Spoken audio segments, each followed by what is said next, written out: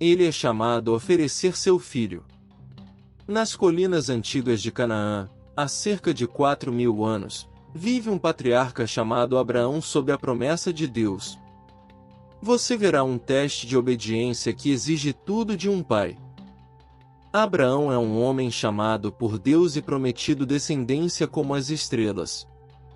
Ele conhece linguagem de aliança, sacrifício e migração.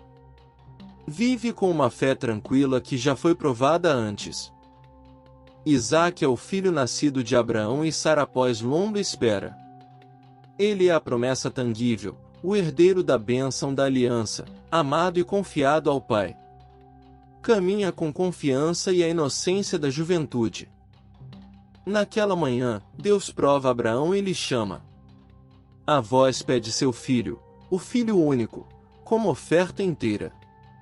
Abraão ouve a ordem e sente o peso da linguagem da aliança. Ele se levanta sem protesto e se prepara para obedecer. Depois de um breve instante, Abraão chama 2 servos e diz que ele e o menino irão adorar e retornar. Ele instrui que fiquem no campo com o jumento. Isso revela sua intenção de realizar um ato privado entre ele, o filho e Deus.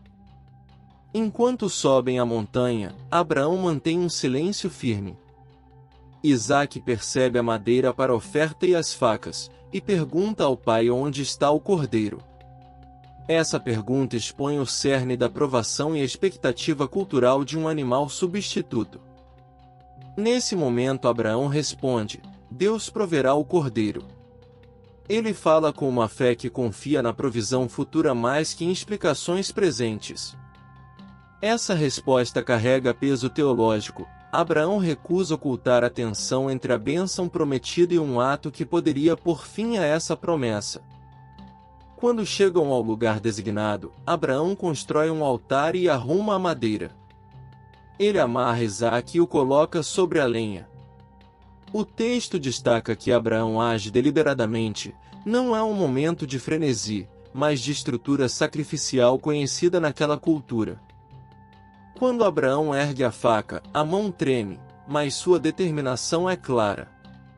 Ele está disposto a entregar a realização visível da promessa de Deus. O momento é um crisol espiritual, obediência que pode custar justamente aquilo que Deus lhe deu. Naquele exato momento, um anjo do Senhor chama do céu e o detém. A voz diz para não ferir o menino. Essa interrupção revela que a prova era sobre o coração, se Abraão amava a Deus acima mesmo do dom direto de um filho. Enquanto a poeira assenta, Abraão olha e vê um carneiro preso pelos chifres num arbusto. Ele toma o animal e oferece em lugar do filho. Deus provê um substituto. A cena aponta para um padrão: sacrifício e substituição como meios de obedecer e experimentar misericórdia. Quando a oferta se completa, o anjo fala novamente e pronuncia a bênção. Deus reafirma a promessa: os descendentes de Abraão serão numerosos e abençoados, e por sua obediência todas as nações serão abençoadas. A narrativa liga a entrega fiel ao cumprimento da aliança. Enquanto o vale respira, a história explica por que essa obediência importa. A fé de Abraão mostra confiança nas promessas de Deus mesmo quando parecem anuladas pelo comando. O episódio redefine fé como risco, entrega e expectativa da provisão divina.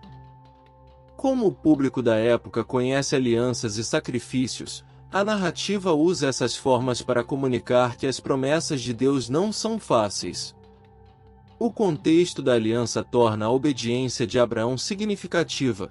Ele demonstra a fidelidade ao Deus que iniciou a promessa. Naquela mesma cena, o silêncio e a submissão de Isaque importam. Ele não é apenas um objeto, encarna promessa e vulnerabilidade. Sua disposição em ser amarrado mostra o custo trágico das provas, e a história força os ouvintes a sentir o peso do sacrifício. Ao cair da noite, a narrativa não esconde a tensão moral. Muitos se perguntam como um comando de matar se encaixa com um Deus bom. O texto leva os leitores a confrontar o mistério. A obediência pode exigir confiança além do entendimento humano imediato, mas Deus interrompe o ato e provê misericórdia. Quando a história se fixa na memória, leitores posteriores veem padrões: um filho amado amarrado, um substituto oferecido. Muitas tradições interpretam isso como prenúncio de atos futuros de substituição e expiação. A narrativa molda, assim, a teologia sobre sacrifício e provisão divina. Ao voltarem aos servos, o rosto de Abraão está transformado. A família continua a jornada, mas agora com essa memória pública de fé provada. Os servos testemunham um homem cuja relação com Deus foi aprofundada pela provação e pela misericórdia. Quando tudo se acalma, Gênesis 22 ensina que a fé verdadeira pode exigir a entrega até do que mais se ama, e que Deus pode prover em lugar do que se perde.